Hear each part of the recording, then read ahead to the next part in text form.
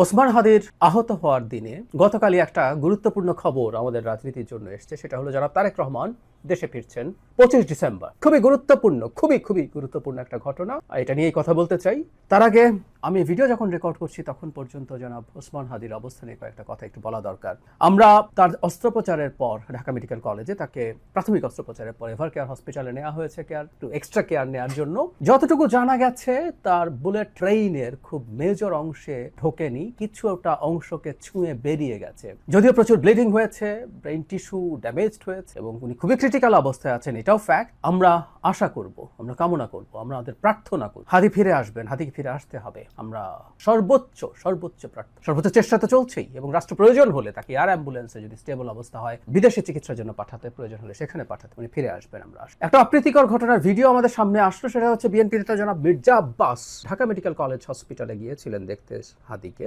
সেখানে ডাকসু নেত্রী, ডাকসুতে নির্বাচন করেছেন জুমা, তাকে দেখা গেল অত্যন্ত কঠোর এবং বাজে ভাষায় জনাব মির্জা আব্বাসকে বাধা দিচ্ছেন সেখানে যাওয়ার ক্ষেত্রে। মানে আমাদের কয়েকটা কথা একটু মনে রাখা দরকার।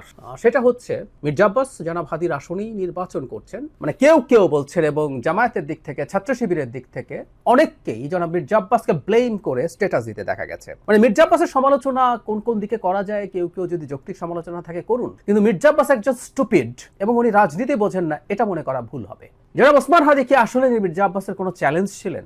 একেবারেই না, প্রশ্নই আসে না। হাদি আদৌ ভালো কিছু করতেন না। আমরা তার রাজনীতি, তার প্রচারণা, এই জিনিসগুলোর দিকে দেখতে চাইছিলাম। বিশেষ করে প্রচারণা, তার ক্যাম্পেইন, তার ক্যাম্পেইনের জন্য জনগণের টাকা চাওয়া, ক্রাউড ফান্ডিং, এগুলো একটু দেখার জায়গা ছিল। তো তাহলে উনি হত্যা করবেন কেন?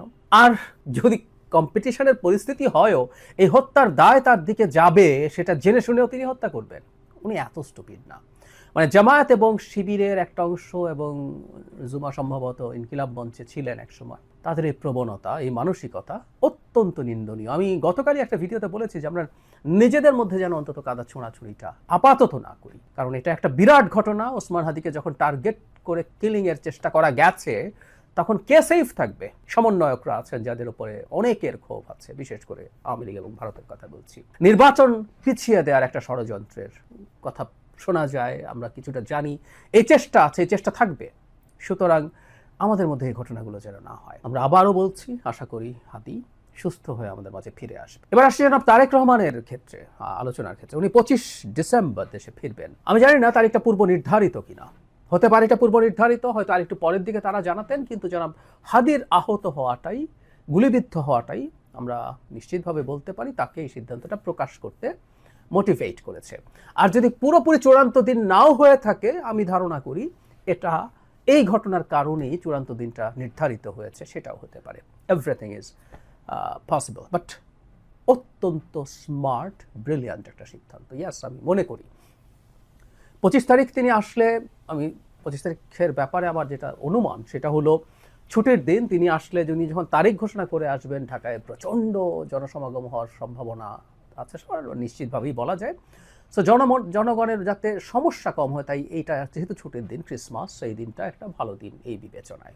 কিন্তু তিনি আসার সিদ্ধান্তটাকে আমি খুবই সিরিয়াসলি প্রশংসা করতে চাই, কারণ হাদির আহত হওয়ার সাথে সাথে নানানজন নানান কথা বলা শুরু করছেন। জনাব তারেক রহমানও তো টার্গেট হতে পারেন। সমন্বয়কদের কথা বললাম। নির্বাচন কি অনিশ্চয়তার দিকে চলে গেল? নির্বাচন কি হবে? এই প্রশ্নগুলো ক্রমাগত যখন আসতে থাকবে, এটা আসতে পারতো। এবং আমি প্রায় বলি এই কথাটা, শেখ হাসিনার সময় বলতাম, ভয় যেমন সংক্রামক, সাহসও সংক্রামক। সো ভয় সংক্রমিত হওয়া শুরু হতে পারতো যে না, নির্বাচন তো হবে না মনে হয়। এবং আমি ধারণা করি এই ধরনের ঘটনারও দু একটা ঘটানোর চেষ্টা হতেও পারে। আমি জানি না তারা সফল হবেন কিনা। সরকার যদি এই ঘটনাটাকে খুব ভালো মতো ট্যাকল করতে পারে, অভিযুক্তদেরকে, আসামিদেরকে ধরতে পারে এবং দ্রুত বিচারের আওতায় নিতে পারে, তাহলে এই সম্ভাবনা কমিয়ে আনার সুযোগ হতে পারে। যাই হোক, এই সময় জনাব তারেক রহমান দেশে আসছেন। তিনি দেশে আসবেন কি আসবেন না, কেন আসবেন না, এটা নিয়ে প্রচুর জল ঘোলা হয়েছে।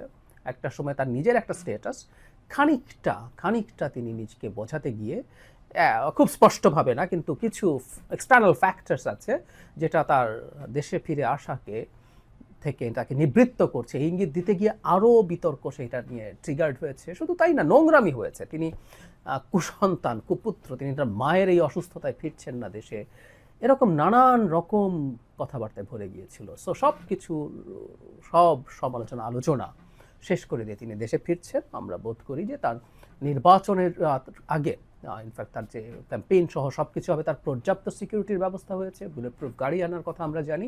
এর বাইরেও সরকার নিশ্চয়ই এবার বিশেষ করে ওসমান হাদির ঘটনার পর তার উপরে কতটা ঝুঁকি আছে সেটা বোধ করে তাকে প্রয়োজনীয় নিরাপত্তা, আমরা এসএসএফ এর কথা বলছিলাম, এসএসএফ এর আইন অনুযায়ী যে কাউকে এই ধরনের ভেরি ইম্পর্টেন্ট পার্সন ঘোষণা করে এসএসএফ এর নিরাপত্তা দেওয়া সম্ভব। সেরকম কিছু দিয়ে হলেও সেটা দিতে হবে। ইনফ্যাক্ট ওনার সুস্থ থাকা, বেঁচে থাকা, ওনার কোনো হামলার শিকার না হওয়া শুধু বিএনপি না, এই রাষ্ট্রের ভবিষ্যতের জন্য খুব গুরুত্বপূর্ণ ইস্যু হয়ে দাঁড়িয়েছে। যাই হোক, জনাব তারেক রহমানের এই সিদ্ধান্ততে এক্সপোজ করা খুবই গুরুত্বপূর্ণ কাজ হয়েছে এবং আমি বিশ্বাস করি, অনেকেই বিশ্বাস করেন, তিনি যখন দেশে ফিরে আসবেন বাংলাদেশের নির্বাচনের পথে যত বাধার চিন্তা বা বাধা তৈরি করার চিন্তা, নির্বাচনকে বানচাল করার চিন্তা যাদের আছে, সেগুলো শেষ হয়ে যাবে তা বলছি না, কিন্তু সেগুলো খুব বড় স্কেলে চাপে পড়বে, ধামাচাপা পড়বে, তারা ব্যাক ফুটে যাবে, এটা আমরা নিশ্চিতভাবে বলতে পারি।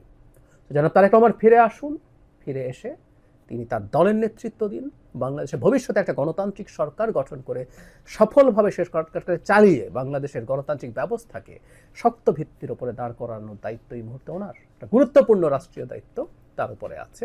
আমরা আশা করতে চাই, আমরা বিশ্বাস করতে চাই সেই দায়িত্ব তিনি মোটা দাগে ভালোভাবে পালন করতে পারবেন। আসলে একটা ডিস্ট্রাক্টেড সিস্টেম শেখ হাসিনা যেটা ফেলে গেছেন, সেখানে থাকা তার দলেরও মধ্য থেকে তিনি শতভাগ দক্ষতা এবং সিনসিয়ারিটি এবং সততার সাথে তার প্রচুর মানে লোকজনকে পাবেন কিনা, টিম পাবেন কিনা, অনেকগুলো যদি কিন্তু উপর তার সাফল্য নির্ভর করে, কিন্তু আমি আশা করতে চাই তিনি তার এই দায়িত্বে সফল।